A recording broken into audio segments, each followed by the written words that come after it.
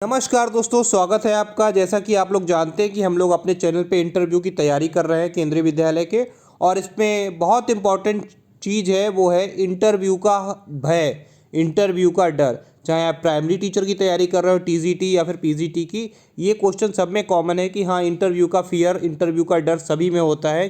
ठीक है, बहुत से लोग ऐसे भी होंगे जो पहली बार इंटरव्यू देने जा रहे होंगे।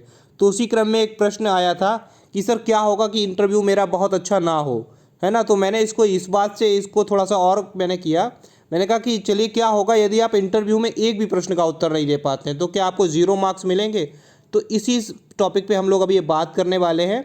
और उसके बाद हम देखेंगे कि इंटरव्यू हमारा किन फैक्टर पर डिपेंड करता है। तो ये यहाँ पर मैंने खुद 6 फैक्टर निकाले हैं, इन पर आपका इंटरव्यू डिपेंड करता है। ठीक है, तो पहले हम लोग बात करेंगे एक छोटे से टॉपिक पर कि क्या होगा इंटरव्यू में मैं एक भी प्रश्न का उत्तर नहीं दे पाता हूँ। इससे पहले एक क्वेश्चन ये है, एक टॉपिक है यहाँ पर कि इंटरव्यू पैनल क्या प्रश्न पूछेगा।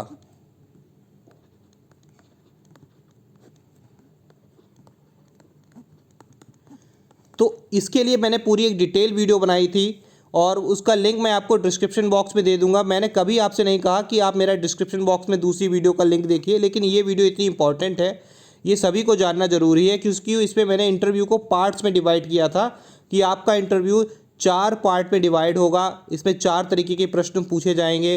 पहला आपके बायोडाटा से होगा, दूसरा आपका डेमो से होगा, फिर तीसरी चीज़ आपसे कितनी आपके पास एजुकेशन है, क्या क्या होगा चीज़ें उससे पूछी जा सकती हैं, फिर क्या आप सिचुएशन बेस्ड क्वेश्चन को हल कर पाते हैं। तो इस तरीके से मैंने 4 टॉपिक में 4 पार्ट्स में इंटरव्यू को आपको डिवाइड किया था और ये मैंने वीडियो बनाई थी टीजीटी, पीजीटी, पीआरटी सभी के लिए। तो इसका लिंक मैं डिस्क्रिप्शन बॉक्स में दे देता हूँ, इसको ज़रूर देख लीजिएगा। ठीक है, अब हम शुरू करते हैं अपनी आज की वीडियो। आपका आज का प्रश्न कि क्या होगा कि इंटरव्यू में मैं एक भी प्रश्न का उत्तर नहीं दे पाता तो क्या मुझे 0 मार्क्स मिलेंगे। तो इसका सही सीधा उत्तर है नहीं। आपको, अगर आप वहाँ पर जाकर कुछ भी आंसर नहीं कर पाते हैं, आप केवल बैठ जाते हैं, कुछ अपना सिंपल सा बायोडाटा बोल देते हैं, अपने बारे में थोड़ा सा बता देते हैं, अपना थोड़ा सा इंट्रोडक्शन दे देते हैं, कुछ जनरल क्वेश्चन के आंसर दे देते हैं और बहुत ज़्यादा आप अच्छा परफॉर्म नहीं कर पाते, डेमो टीचिंग भी आप बहुत अच्छी नहीं कर पाते हैं, तो भी आपको 0 मार्क्स नहीं मिलेंगे। ठीक है, तो यहाँ पर आप इससे निश्चिंत रहिए कि क्या मुझे 0 मार्क्स मिलेंगे। ठीक है, अब आगे बात कर लेते हैं कि क्या होगा, किन फैक्टर पर हमारा इंटरव्यू डिपेंड करता है। तो यहाँ पर हमारे पास कुछ फैक्टर लिखे हुए हैं। तो ये वो फैक्टर है जिन पर हमारा इंटरव्यू डिपेंड करता है। तो इसमें सबसे पहली चीज़ आती है, एक एक चीज़ को मैं यहाँ पर समझा देता हूँ आपको, कि पहली चीज़ आती है आपका अपीयरेंस, मतलब आपकी उपस्थिति, आपकी गरिमामय उपस्थिति, है ना। मतलब आप जाते हैं, आप अच्छे से वेल ड्रेस होकर, वेल तैयार होकर, अच्छे से तैयार होकर मतलब जाएंगे आप, अच्छे कपड़े पहनकर, टाई लगाकर और क्लीन शेव वगैरह वगैरह, अच्छी सी साड़ी पहनकर या सूट पहनकर, तो आपको उसकी जो है आपकी उपस्थिति के भी वहाँ पर मार्क्स होते हैं। ठीक है, आप वहाँ पर कुछ भी आंसर नहीं कर पाते, आप कोई भी आंसर नहीं दे पाते, आप डेमो टीचिंग भी अच्छा नहीं कर पाते, लेकिन एक मिनिमम स्कोर भी होता है। एक मिनिमम स्कोर का मतलब है कि हाँ, एक बच्चा, एक विद्यार्थी, एक कैंडिडेट जो इंटरव्यू में उपस्थित हुआ है, उसको इतने नंबर तो देने ही देने हैं। तो वो आपको नंबर मिलेंगे ही मिलेंगे आपके अपीयरेंस के उस पर। ठीक है, अगर आप अच्छे से तैयार होकर और वेल ड्रेस्ड होकर जाते हैं तो आपको इतने नंबर तो आपके श्योर हैं कि वो आपको मिलने ही मिलने हैं। ठीक है, दूसरा फैक्टर है जो इंटरव्यू पैनल हमेशा देखता है कि वो आपकी कम्युनिकेशन स्किल कैसी है ना। इसमें 2 लैंग्वेज को विशेष बल दिया जाता है, एक तो हिंदी और एक इंग्लिश। ठीक है, ऐसा नहीं है कि आपको टोटल हिंदी बोलनी है, ऐसा नहीं है आपको टोटल इंग्लिश बोलनी है कि जिसकी इंग्लिश बहुत अच्छी है सिर्फ उसी का सिलेक्शन होगा, जो पूरी तरीके से इंग्लिश नहीं बोल पाता, फ्लुएंट नहीं है इंग्लिश में, तो उसका सिलेक्शन नहीं होगा। तो ऐसा बिल्कुल नहीं है, लेकिन हाँ, वो ये दोनों चीज़ों को चेक करते हैं कि हिंदी और इंग्लिश भाषा में जो कैंडिडेट है उसकी कमांड, उसकी पकड़ कैसी है। तो ये बहुत इंपॉर्टेंट फैक्टर है। इसमें क्या कर सकते हैं, आप अपनी स्पोकन इंग्लिश को थोड़ा सा सुधार लीजिए, जो भी चीज़ें हैं जितना आप अच्छा कर सकते हैं वो अपना जो है बायोडाटा को इंग्लिश में बोलना सीख लीजिए, इंट्रोडक्शन को इंग्लिश में बोलना सीख लीजिए, कुछ जो जनरल क्वेश्चन है उनको देख लीजिए आप। ठीक है, तो दोनों भाषा में, मैं ये कह रहा हूँ, दोनों भाषा में अच्छी पकड़ रखिए। हिंदी अगर आप बोल रहे हैं तो हिंदी भी आप अच्छी, एक शुद्ध और एक अच्छी हिंदी बोलिए, है ना। तो हिंदी भी अच्छी बोलनी है और इंग्लिश भी अच्छी बोलनी है, आपकी कम्युनिकेशन स्किल वहाँ पर देखी जाएगी।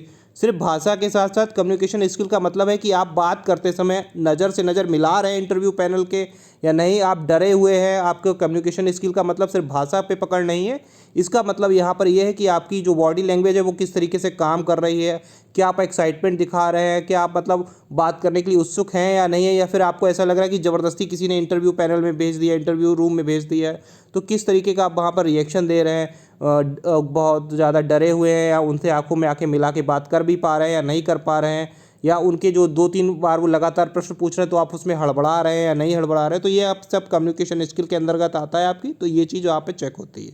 ठीक है, तो ये दूसरा फैक्टर हो गया जिस पर आपका इंटरव्यू डिपेंड करेगा। तीसरी बात कर लेते हैं आपकी डेमो टीचिंग। ये इसमें आपका जब नोटिफिकेशन आया था तो इसमें इस बार ये अलग से मेंशन था कि हाँ आपकी डेमो टीचिंग कराई जाएगी। इससे पहले जो केंद्रीय विद्यालय के नोटिफिकेशन आते थे वैकेंसीज़ के, उसमें ये चीज़ अलग से नहीं होती थी कि हाँ डेमो टीचिंग हम कराएंगे, लेकिन कराते तब भी थे। और इस बार तो इसके अलग से मार्क्स उन्होंने फिक्स कर रखे होंगे कि हाँ डेमो टीचिंग होगी। तो कोई बच्चा जो है, मान लीजिए वो स्पोकन इंग्लिश में या फिर कम्युनिकेशन स्किल में उतना अच्छा नहीं है, ठीक है, लेकिन उसकी डेमो जब वो डेमो कराते हैं और वो डेमो टीचिंग में बहुत अच्छा कर जाता है कि हाँ जब वो टीचिंग करता है तो बहुत अच्छी टीचिंग करके दिखाता है, तो हो सकता है उसे वहाँ के उसके नंबर मिले। ठीक है, तो ये इन सारी चीज़ों के अलग अलग नंबर उन्होंने फिक्स कर रखे होंगे और ये नंबर आपको मिलेंगे। ठीक है, तो डेमो टीचिंग पे भी हमें बहुत विशेष ध्यान देना है कि हाँ डेमो टीचिंग हमारी अच्छी होनी चाहिए। फिर उसके बाद करते हैं नॉलेज की। ठीक है, आपकी नॉलेज ज़रूर चेक करेंगे। हालांकि आप अपना रिटन एग्ज़ाम दे के आ रहे हो तो आपकी नॉलेज वहाँ पर चेक हो चुकी है रिटन एग्ज़ाम में, लेकिन फिर भी वो आपसे कुछ क्वेश्चन पूछते हैं, जो क्वेश्चन आपके बेस्ड होंगे किस पे, नई शिक्षा नीति पर होंगे, आपकी एनसीईआरटी बुक्स पर होंगे, और जो आपने डिग्री या डिप्लोमा लेकर रखा है उस पर होंगे। इसके लिए मैं फिर से कह रहा हूँ कि मैंने एक वीडियो बना रखी थी, मेरी एक वीडियो है जिसमें मैंने ये बताया था कि पैनल क्या पूछेगा, मैंने बताया था इंटरव्यू पैनल क्या पूछेगा, तो ये आप ज़रूर देख लीजिएगा। मैं इस वीडियो का लिंक आपको दे दूंगा अभी डिस्क्रिप्शन में। बहुत कम लोगों ने उस समय देखा क्योंकि बहुत कम लोग उस समय जुड़ पाए थे मुझसे, लेकिन अब हमारा परिवार काफ़ी बड़ा हो गया, तो आप देख लीजिएगा इस वीडियो को। ये इम्पॉर्टेंट है, इसमें टीजीटी, पीजीटी और पीआरटी तीनों के लिए मैंने बताया था कि आपको क्या क्या पढ़ के जाना है। सिर्फ एक ये वीडियो है आपका सिलेक्शन करा सकती है, इससे बाहर नहीं जाएगा, इससे बाहर नहीं जाएगा, मैं गारंटेड कह रहा हूँ आपका इंटरव्यू इससे बाहर नहीं जाएगा। ठीक है, अब आगे चलते हैं। आगे कुछ क्वेश्चन होंगे सिचुएशन बेस्ड क्वेश्चन। ठीक है, सिचुएशन बेस्ड क्वेश्चन का आंसर आप कैसे देते हो, मतलब ये इस तरीके के क्वेश्चन होते हैं, जैसे मैं आपको बता देता हूँ कि टीजीटी पीजीटी से क्या पूछ सकते हैं। टीजीटी पीजीटी से वो मतलब डालेंगे जेंडर बेस्ड क्वेश्चन। ठीक है, कि एक लड़की है वो क्लास में ऐसा करती है और एक लड़का क्लास में ऐसा करता है, तब आप क्या क्या करेंगे, तब ऐसा क्या होगा। तो मतलब आपको वो सिचुएशन में फंसाना चाहेंगे, सिचुएशन में उस सिचुएशन में डालेंगे जो क्लासरूम में होती है, तो आप उस समय उसका कैसा आंसर देते हो, क्या एक वैसा आंसर देते हो या वो चीज़ें बताते हो जो एक अच्छे टीचर की निशानी है, या फिर कुछ अलग आंसर देते हो। उसी तरीके से वो प्राइमरी के साथ क्या करते हैं, पीआरटी टीचर्स के साथ वो डालते हैं कि बच्चा शैतानी बहुत कर रहा है, बच्चा बहुत क्लास में शोर मचाता है, बच्चा स्कूल नहीं आता, बच्चा रोता बहुत है, तब आप क्या करेंगे। तो उस तरीके की वो सिचुएशन जो प्राइमरी कक्षाओं में होती है, जो प्राथमिक कक्षाओं में होती है, उस तरीके की कक्षाओं में आपको मतलब उस तरीके की जो सिचुएशन में आपको फंसाएंगे और फिर आपसे जानना चाहेंगे कि आप उस समय क्या आंसर देते हो। तो आपका आंसर बहुत महत्वपूर्ण हो जाता है उस समय, है ना। जैसे आपसे पूछ ले कि एक बच्चा है तो वो उसको मतलब बहुत परेशान करता है, बहुत शोर मचाता है, पढ़ता नहीं है, तो क्या आप उसे मारेंगे, मतलब मार तो एक थप्पड़ तो लगा सकते हैं ना, जैसे इस तरीके से बात करेंगे वो आपसे।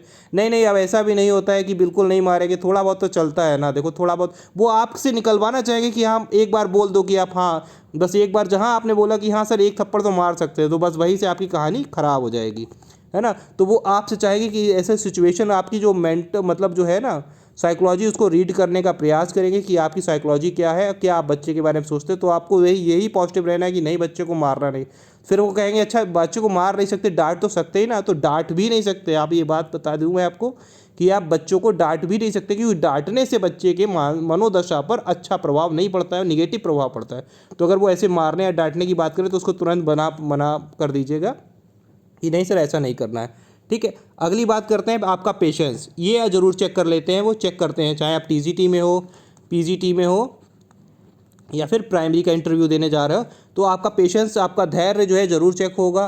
कैसे चेक करेंगे वो, इसको चेक करने का उनका एक अपना तरीका होता है, वो तरीका मैं आपको बता देता हूँ। उनका एक तरीका है जिस तरीके से वो आपका धैर्य चेक करते हैं, वो धैर्य चेक करने का तरीका उनका ये है कि वो एक बहुत छोटा सा क्वेश्चन पूछेंगे, बहुत छोटा सा क्वेश्चन पूछेंगे। जैसे मान लीजिए आप पढ़ाई मतलब आप मैथ पढ़ा रहे हैं तो आपसे वो पूछेंगे लंबाई क्या है, लंबाई क्या है, या हाइट क्या है, हाइट क्या होती है, या डिस्टेंस क्या होती है, कुछ बहुत छोटे छोटे, या एडिशन कैसे बताएंगे। ठीक है, फिर जब आप उनको बताने लगेंगे, आपसे एक क्वेश्चन पूछा उन्होंने बहुत छोटा सा, ठीक है, फिर आप उसका आंसर देने लगोगे। जब आप आंसर दोगे तब वो मना कर देंगे, इस आंसर को डिनाई कर देंगे, नहीं ऐसा तो नहीं होता, आप गलत बता रहे हो, ऐसा कैसे होता है। वो फिर मतलब फिर जो है आप तो गलत बता रहे हैं, ऐसा तो नहीं होता है। फिर आप कहेंगे नहीं नहीं सर मैं ये बता रहा हूँ ऐसा, फिर भी वो उस चीज़ को मानेंगे नहीं कि नहीं ऐसा तो नहीं होता। वो उनका तरीका, वो आपसे आंसर नहीं चाह रहे हैं, वो उस समय ये चाह रहे हैं कि आप कैसा धैर्य दिखाते हो, कैसा पेशेंस दिखाते हो, एकदम आप गुस्सा तो नहीं होने लगते हो। क्योंकि अगर आप वहाँ पर गुस्सा हुए उनकी बात से तो जाहिर सी बात है आप क्लासरूम में भी गुस्सा हो जाओगे, जब बच्चा को वो आपकी बातें समझ में नहीं आएंगी, जब आपका पढ़ाना समझ में नहीं आएगा और बच्चा पूछेगा। तो ये उनका एक अपना तरीका है, वो आपको एक छोटा सा क्वेश्चन देंगे, बहुत छोटा सा, ठीक है। और ये सन 2018 वाली भर्ती में जो इंटरव्यू हुआ था ये सभी के साथ हुआ था। 2018 में जो प्राइमरी की जो पीआरटी की बात कर लेता हूँ, जो पीआरटी की जो हुआ था इंटरव्यू, सबसे उन्होंने इस तरीके के छोटे छोटे क्वेश्चन पूछे थे, बहुत छोटे छोटे, जैसे कि लेंथ क्या है, डिस्टेंस क्या है, एडिशन क्या होता है, मल्टीप्लिकेशन क्या होता है। उसके बाद जब आप आंसर दोगे तो वो आंसर को कर देंगे डिनाई कि नहीं आप गलत बता रहे हो, ऐसा नहीं ऐसा होता है, थोड़ा सा और बताइए, बच्चे को कैसे बताएंगे। ठीक है, तो आप हो सकता है कि इस पूरी प्रोसेस में आप हल्का हल्का आपका चेहरे का रंग बदलने लगे, आप थोड़ा सा गुस्सा होने लगो, थोड़ा सा नर्वस होने लगो कि नहीं सर मैं तो सही बता रहा हूँ, आप मेरी बात समझ ही नहीं रहे हैं, इस तरीके से आप करने लगो। तो यहाँ पर वो चेक आपका आंसर, आपसे आंसर नहीं मांग रहे होते कि आप इस क्वेश्चन का आंसर दो, वो चेक कर रहे होते हैं असल में ये चीज़, आपका धैर्य। ठीक है, तो ये एक पॉइंट है, इसको ध्यान रखिएगा, ये आपका पॉइंट है, आपका धैर्य। इस पे आपको नंबर मिलते हैं कि आप हर टीचर के अंदर ये एक बेसिक क्वालिटी है ना, हर टीचर की जो बेसिक क्वालिटी वो ये है कि उसके अंदर पेशेंस होना चाहिए। अगर वो पेशेंस नहीं है तो फिर टीचर नहीं है। दूसरी चीज़ है कि आपको सिचुएशन बेस्ड क्वेश्चन को हल करना है, नॉलेज, और फिर आपका डेमो टीचिंग, कम्युनिकेशन स्किल और आपका अपीयरेंस। तो ये 6 चीज़ें वो हैं जिन पर आपका इंटरव्यू डिपेंड करता है। और मैंने एक वीडियो बनाई है, मैं फिर से कह रहा हूँ कि प्लीज़ उसको देख लेना, क्योंकि एक बार आपका इंटरव्यू हो गया, इंटरव्यू ख़राब हो गया और फिर उसके बाद उस वीडियो का कोई मतलब नहीं रह जाएगा। फिर मैं आपसे कभी कहूँगा नहीं उस वीडियो को देखिए, और उस वीडियो को बनाने का भी मेरा मकसद पूरा नहीं होगा। तो प्लीज़ उस वीडियो को देख लेना, अभी भी समय है, उस वीडियो को देख लेना। ठीक है, चलिए मिलते हैं किसी अन्य वीडियो में। अगर आपको वीडियो अच्छी लग रही हो, चैनल पे नए हो तो प्लीज़ चैनल को सब्सक्राइब करिएगा, वीडियो को लाइक कर दीजिएगा, शेयर कर दीजिएगा उस बंदे तक जहाँ तक ये वीडियो पहुँचनी चाहिए जो तैयारी कर रहा है। ओके।